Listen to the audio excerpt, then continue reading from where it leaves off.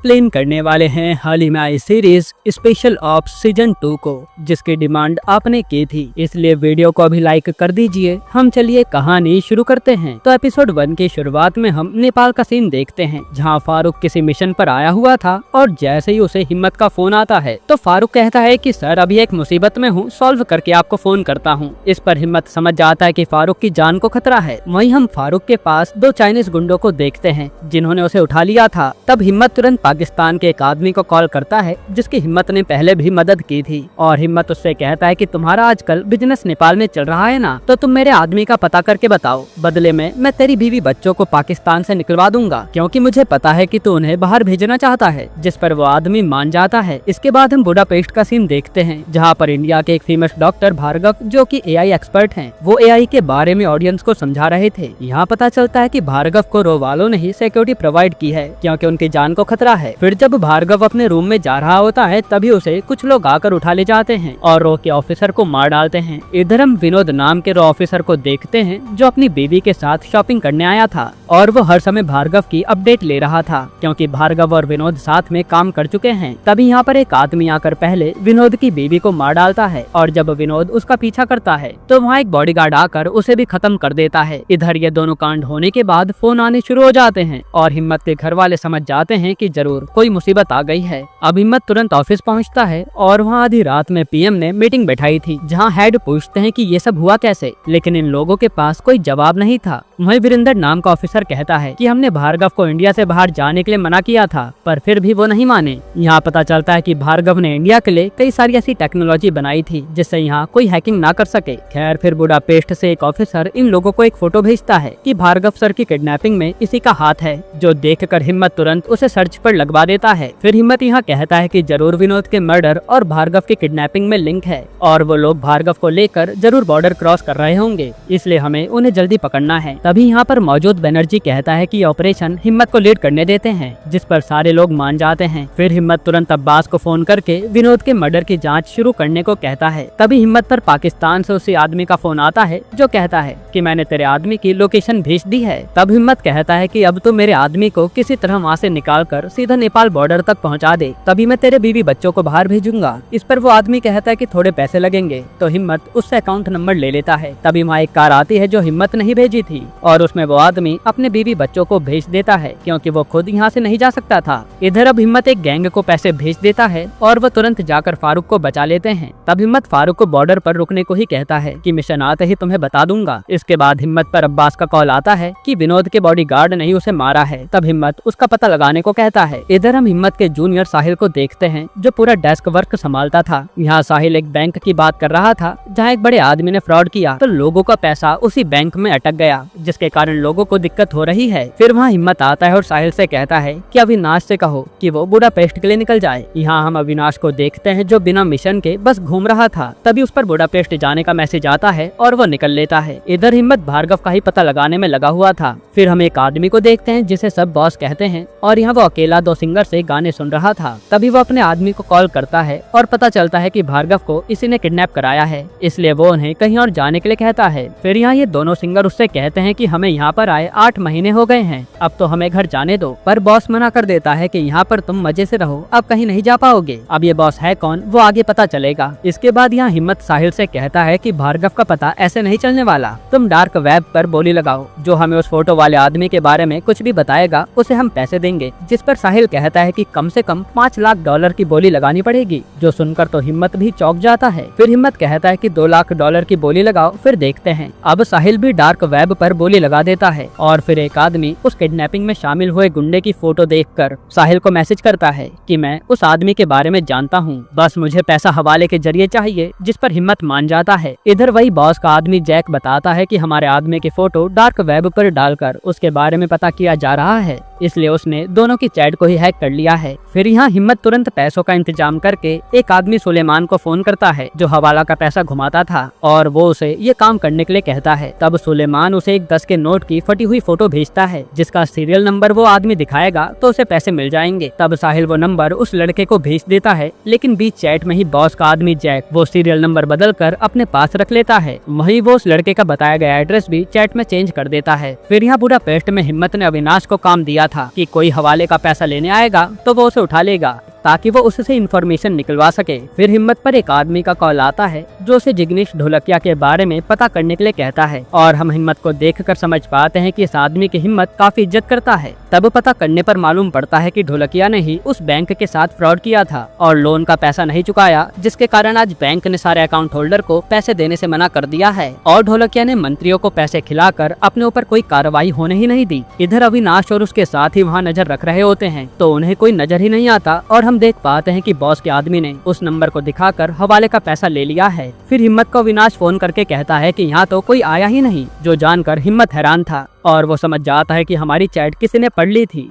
वही हवाले का पैसा ले जाने वाला आदमी वो पैसा ले जाकर उन्हीं किडनैपर को दे देता है, यानी बॉस इंडिया वालों के पैसों से ही भार्गव को अपने पास बुलाने वाला है। ये जानकर बॉस हंसने लगता है। फिर यहाँ हिम्मत गुस्से में उस डार्क वेब वाले का पता साहिल से निकलवाने को कहता है, जो सुनकर साहिल भी परेशान था कि ये मैं करूँगा कैसे। वहीं इधर ये गुंडे भार्गव को लेकर कहीं जा रहे होते हैं। यहीं पर एपिसोड 1 खत्म होता है। एपिसोड 2 की शुरुआत में हम सुब्रमण्यम नाम के आदमी को देखते हैं जिसकी बीवी की तबीयत बहुत खराब थी, इसलिए डॉक्टर ऑपरेशन करने की बात कर रहे थे, लेकिन उसमें काफी खर्चा आएगा। तब सुब्रमण्यम सीधा जाकर बैंक के मैनेजर से मिलता है और उनसे रिक्वेस्ट करता है कि उसे उसके अकाउंट से पैसे दे दिए जाएं। असल में ये वही बैंक है जिसमें ढोलकिया ने फ्रॉड किया है। तभी यह मैनेजर साफ मना कर देता है कि आप केवल 1000 रुपए से ज्यादा नहीं निकाल पाएंगे और मैं आपकी इसमें कोई मदद नहीं कर पाऊंगा, जो सुनकर गुस्से में सुब्रमण्यम चला जाता है। इधर हम एक लेडी को देखते हैं जो बॉस के पास आती है और रोने लगती है कि मुझे और मेरे बेटे को जाने दो, हमें कब तक कैद में रखोगे। लेकिन बॉस मना कर देता है कि तुम कहीं नहीं जा सकती। एक तरह से ये बॉस थोड़ा साइको लग रहा था। इधर अब्बास उस बॉडीगार्ड के घर का पता करके आता है तो वहाँ आदमी बताता है कि शायद वो लोग गांव जा चुके हैं। वहीं हिम्मत विनोद के घर पर उसकी माँ से मिलने आता है और अपना गलत नाम बताता है। फिर वो विनोद की माँ से कहता है कि आपके बेटे की मौत को हम बर्बाद नहीं होने देंगे और उसका बदला जरूर लिया जाएगा, जिस पर उसकी माँ रोने लगती है। फिर यहाँ से निकलकर हिम्मत तुरंत अपने हेड को कॉल करता है और विनोद के सारे ऑपरेशन के बारे में पूछने लगता है,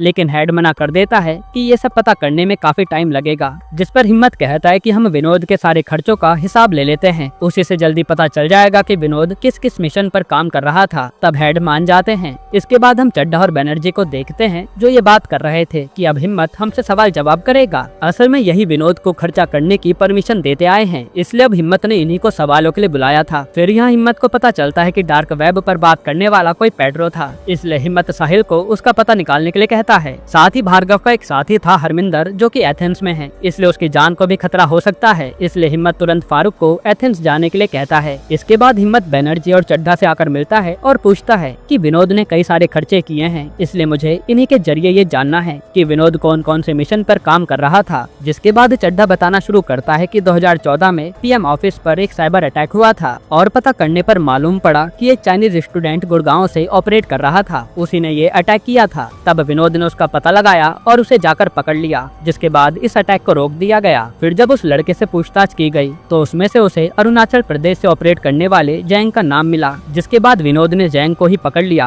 और उसे चुपचाप एक सीक्रेट जगह पर लाकर पूछताछ करने लगा, पर जैंग ने अपना मुंह नहीं खोला। ये सब सुनकर हिम्मत कहता है कि जब चीन के आदमी को हमने पकड़ लिया था तो हमने इसका इंटरनेशनल मुद्दा क्यों नहीं बनाया कि हमारे देश में जासूस पकड़ा गया। इधर हम परी और सरोज को देखते हैं, जहाँ परी को अपनी मम्मी के कबर्ड में एक बॉक्स मिलता है, लेकिन ये बॉक्स देखते ही सरोज उसे डांट देती है कि मेरे सामान से दूर रहा करो, जो बात परी को अच्छी नहीं लगती। खैर फिर यहाँ चड्ढा हिम्मत को बताता है कि विनोद उस जैंग को टॉर्चर किए जा रहा था, पर उसने मुंह नहीं खोला। और फिर एक दिन विनोद के पास वीरेंद्र आया और उसने बताया कि ऊपर से ऑर्डर आए हैं, इसे छोड़ना होगा क्योंकि हमने गलत आदमी को पकड़ लिया है। जो सुनकर विनोद तो मना करता है, लेकिन अपने बॉस के ऑर्डर को वो टाल नहीं सकता था, जिसके बाद जैंग को छोड़ दिया जाता है। फिर चड्ढा बताता है कि असल में जैंग को छुड़ाने के पीछे चाइनीज बिजनेसमैन का हाथ था, जिसने यहाँ के बिजनेसमैन से पार्टनरशिप कर रखी थी और उसी ने बिजनेसमैन के जरिए यहाँ के नेताओं पर प्रेशर बनाया कि जैंग को नहीं छोड़ा। तो उनकी फंडिंग रुकवा दी जाएगी और वो चुनाव हार जाएंगे। इसलिए नेताओं के दम पर जैंग को छोड़ना पड़ा। जिसके बाद चड्ढा बताता है कि इसके बाद भी हमारे देश में करीब 40,000 बार साइबर अटैक हुए। तब विनोद ने इससे बचने के लिए भार्गव को अपने साथ मिलाया था और इन्होंने इस अटैक से बचने के लिए कई सारे प्रोग्राम बनाए।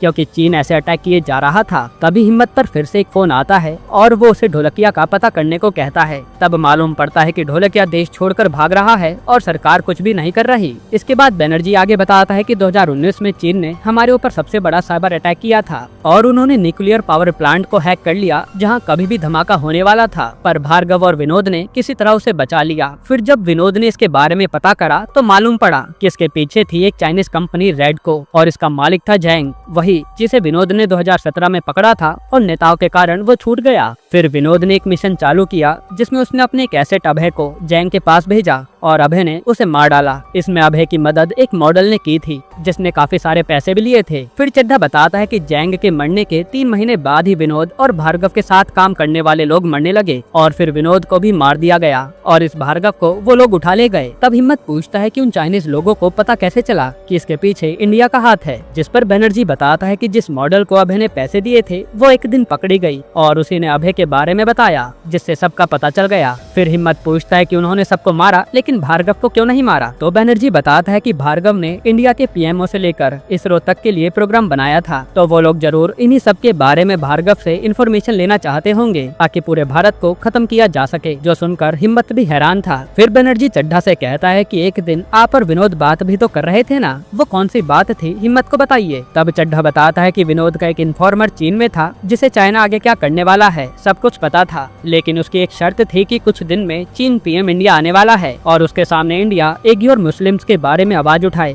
लेकिन चड्ढा इसके लिए मना कर देता है। ये सुनकर हिम्मत कहता है कि आप लोग नहीं माने, इसलिए विनोद के इन्फॉर्मर ने चाइनीज प्लान नहीं बताया और विनोद के साथी और विनोद मारे गए। यहीं पर एपिसोड 2 खत्म होता है। एपिसोड 3 की शुरुआत में अविनाश पेड्रो का पता लगाकर उसे उठा लेता है और पूछताछ करने पर पेड्रो बताता है कि पीछे खड़े आदमी को वो जानता है, इसलिए वो उन्हें लेकर वहीं जाने लगता है। इधर फारूक को हिम्मत से ऑर्डर मिलता है कि उसे हरमिंदर को इंडिया लाना है और असल में हरमिंदर एक लड़की थी जिसकी फोटो देखकर फारूक खुश हो जाता है। इधर हरमिंदर एक लड़के के साथ मेकआउट करने वाली थी, तभी वहाँ उसे किडनैप करने वाले लोग आते हैं, पर उसी समय फारूक आकर उसे बचा लेता है। इधर हम बॉस को देखते हैं जो आज अपनी फाइटिंग स्किल्स चेक कर रहा था और वो लड़ने में काफी अच्छा था। यहाँ हिम्मत पर सरोज का फोन आता है और वो कहती है कि आज परी वो बॉक्स खोलकर देखने वाली थी और हमें उसे सच बता देना चाहिए, लेकिन हिम्मत कहता है कि परी सच जान जाएगी तो वो पक्का मुझे पिता मानना छोड़ देगी, इसी बात से मैं डरता हूँ। इधर अब्बास उसी बॉडीगार्ड को ढूंढ लेता है जिसे कोई पहले ही मार चुका था और मरने से पहले वो बस अभय का नाम लेता है। ये बात अब्बास तुरंत हिम्मत को बताता है और हिम्मत को याद आता है कि अभय सिंह तो विनोद का एसेट है, यानी अभय अपने मेंटर का बदला लेने निकल चुका है। इधर गुंडे भार्गव को लेकर डॉक पर आ जाते हैं और इन्हें यहीं से निकलना था। वहीं अविनाश अपनी टीम के साथ उसी पेड्रो के बताए आदमी को पकड़ने जाता है, लेकिन यहाँ तो उस आदमी की बहन और वो आदमी दोनों इन पर हमला कर देते हैं और उसकी बहन तो एक आदमी को जान से भी मार डालती है। तब किसी तरह अविनाश इन दोनों को पीट कर पूछता है कि वो भार्गव को कहाँ ले गए होंगे, तो ये आदमी किसी पोर्ट का नाम लेता है, जो सुनकर अविनाश और उसका साथी भाई बहन को मार देते हैं। इधर पीएम ने मीटिंग बुलाई थी और वो हिम्मत से उसकी प्रोग्रेस के बारे में पूछते हैं, जिसमें वो साइबर अटैक करते रहेंगे और जिसकी टेक्नोलॉजी में दम होगा वही जीत पाएगा। इसी कारण जब विनोद ने जैंग को मार डाला तब उन लोगों ने विनोद को मारकर भार्गव को उठवा लिया और अब वो लोग भार्गव को हमारे खिलाफ ही यूज करने वाले हैं, इसलिए हम भार्गव को बचाने पर ध्यान दे रहे हैं। फिर हम अभय को देखते हैं जो अब भार्गव तक पहुंच चुका था और वो वहाँ के लोगों को मारकर भार्गव को ले जाने लगता है। तभी उसे कुछ लोग घेर लेते हैं, फिर वो अभय को गोली मारकर पानी में फेंक देते हैं। वहीं भार्गव के साथ वो लोग दूसरे देश के लिए निकल जाते हैं। इसके बाद हिम्मत जब पीएम ऑफिस से चला जाता है तो पीएम उसके रिटायरमेंट को कैंसिल करने की बात कर रहे थे, क्योंकि कुछ महीने में हिम्मत रिटायर हो जाएगा और पीएम नहीं चाहते कि हिम्मत रिटायरमेंट लेकर घर पर बैठ जाए, क्योंकि वो काफी तेज तर्रार ऑफिसर है। लेकिन उसके हेड कहते हैं कि वो रिटायर अपनी मर्जी से होना चाहता है। वहीं हिम्मत को वीरेंद्र पर शक होने लगा था कि शायद ये चीन से मिला हुआ है। फिर हिम्मत पर फारूक का फोन आता है जो कहता है कि हमारे ऊपर नजर रखी जा रही है, लेकिन हिम्मत कहता है कि बस किसी तरह हरमिंदर को एयरपोर्ट तक पहुंचा दो, बाकी मैं संभाल लूंगा। तभी हिम्मत पर सुब्रमण्यम का फोन आता है है जो कहता है कि ढोलकिया भाग चुका है, तुम्हें कुछ करना होगा। यानी अब तक हिम्मत को फोन यही कर रहा था, लेकिन हिम्मत कहता है कि मैं उसमें कुछ नहीं कर सकता क्योंकि मैं अभी देश को बचाने में बिजी हूँ। लेकिन सुब्रमण्यम कहता है कि अगर ढोलकिया इंडिया ना आया तो सरकार के लिए अच्छा नहीं होगा। ये सुनकर हिम्मत डर जाता है। फिर वो अपने हेड को फोन करके कहता है कि ढोलकिया इंडिया से निकल चुका है, उसे रोक लीजिए वरना दिक्कत हो जाएगी। पर वहाँ बैठे पीएम हेड को साफ मना कर देते हैं कि कुछ भी मत करो। इधर फारूक हरमिंदर से फ्लर्ट करने में लगा हुआ था और वो अपना नाम भी अमित बताता है। फिर वो अपने एक साथी को मिलने के लिए बुलाता है और उसके कपड़े पहनाकर हरमिंदर को छुपाकर एयरपोर्ट तक ले जाता है। जिसके बाद हरमिंदर एयरपोर्ट पहुंचकर फारूक से कहती है कि जब इंडिया आओगे ना तो मुझे फोन करना, हम जरूर मिलेंगे। जो सुनकर फारूक खुश हो जाता है। इधर जब यहाँ अविनाश की टीम भार्गव को बचाने पहुँचती है तो भार्गव तो वहाँ से जा चुका था, पर उन्हें घायल हालत में अभय मिलता है, इसलिए उसे ये लोग हॉस्पिटल पहुँचा देते हैं। फिर हम भार्गव को देखते हैं जिसे किडनैपर अब सीधा बॉस के पास ले जा रहे थे। यहीं पर एपिसोड 3 खत्म होता है।